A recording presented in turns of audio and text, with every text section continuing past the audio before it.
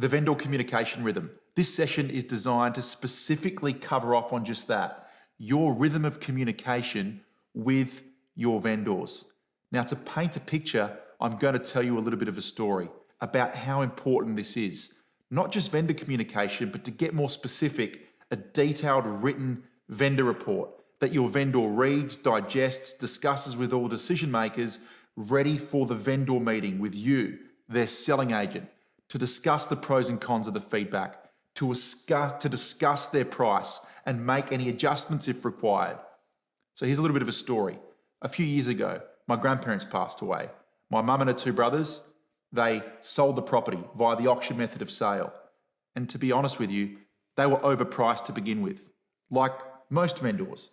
And what happened, and I don't blame them, because they're the ones that are most emotionally connected with the property. Now, mum and her two brothers, they were sent the vendor report on a weekly basis. They forwarded it to me, and we all discussed the information and the contents in the report on a weekly basis. My opinion mixed in with the facts on the report, mixed in with their opinion. What was happening each week is their price expectations were lowering. They were telling the agent, and they held firm on $530,000. But behind the scenes, that price was changing. And on auction day, they set the reserve at $470,000. And the auction with 7 bidders just so happened to stop around that number. They announced to the bidders that they were selling and that they were on the market, and then the price escalated to $520,000. Now, if that report was never sent, I believe that my mum and her two brothers would have had their reserve around 520 or 530. 470 would have came along. They would have had no information to put that into perspective. They never would have discussed any other numbers and figures on a weekly basis. And all of a sudden, they would have rejected 470 and then maybe taken 440 a few weeks later. And that $30,000 loss that they may have made, you know what? Do you know whose fault that would have been? It would have been the agent's, if he wasn't supplying them with detailed written information on a regular basis that they were reading, that I was reading, that we were digesting, that we were discussing.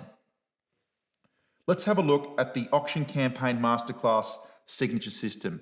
Up until this point, we've covered the pre-campaign planning meeting. We've covered extracting feedback from buyers and delivering that to the owners. Adjusting the price if of course required before the launch. The first open for inspection. Feedback from those buyers after that open inspection. Now here we are, right here, delivering that feedback to your clients, transcribing it into a detailed written vendor report and sending it to your clients and catching up with them weekly, face-to-face for a vendor meeting. And then making any marketing and or price adjustments during the campaign if required. And of course, we've also already covered off on the phone call to the buyer and inviting them to the auction. But let's zoom in on delivering the vendor report and making it adjustments if required. Now, before I move on, what I wanted to do was really poke the bruise, create a hypothetical situation in the future for you of all the ways that we can stuff this up, that you could stuff this up. And I want you to feel this pain right now so you don't need to feel it in real life. Both you and your vendors will benefit from this. So let's have a look how you can stuff it up. What not to do? Well, firstly, is to have absolutely no report at all. By having no report at all, you're going to lack depth and it becomes opinion versus fact. With no report, there's no detail written and signed off on, and therefore when it comes to your clients digesting that information, there's going to be no depth behind it. And you run the risk of it being your opinion on what the feedback is versus the factual information of what the buyer said, because it's just verbal, not written. The other thing not to do is to not to do it in person. By not facilitating the vendor meeting in person, you lack traction and depth. Now keep this in mind. Approximately 70% of human communication is in body language, 20% in tone, 10% in words. 70% in body language, that won't even exist if this meeting isn't done in person. So how on earth do you expect to get the maximum amount of traction and depth in those meetings? Another thing what not to do, another way to stuff it up is by giving positive feedback only. By only talking about what the buyers think the property will sell for or what the emotionally connected neighbour thinks the property's worth. Well, what's going to happen is when it comes to your clients making the big decision, they're going to have no prices to put that into perspective. And they run the risk of selling for less later.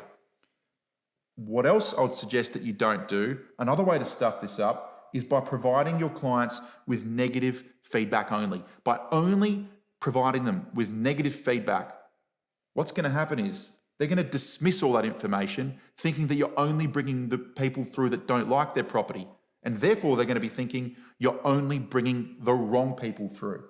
And what's going to happen there is they're going to lose trust because you're not bringing anyone through apart from the wrong people. And the final way that you can stuff up your vendor communication is by avoiding conflict altogether. There's two types of agents. Agent number one, when your clients become emotional about the feedback they're receiving not being in line with what they're after, that particular agent who stuffs it up says, don't worry, Mr. and Mrs. Vendor, this is only week one. We're going to go out there and get more. Break out of the role play. That's not true. This is a concern and you might not actually get more. So you're leading your clients on in that example. On the flip side, and this is you, the agent that embraces your vendor's emotions. Mr. and Mrs. Vendor, I understand how you feel. If I was you, I'd feel the exact same way.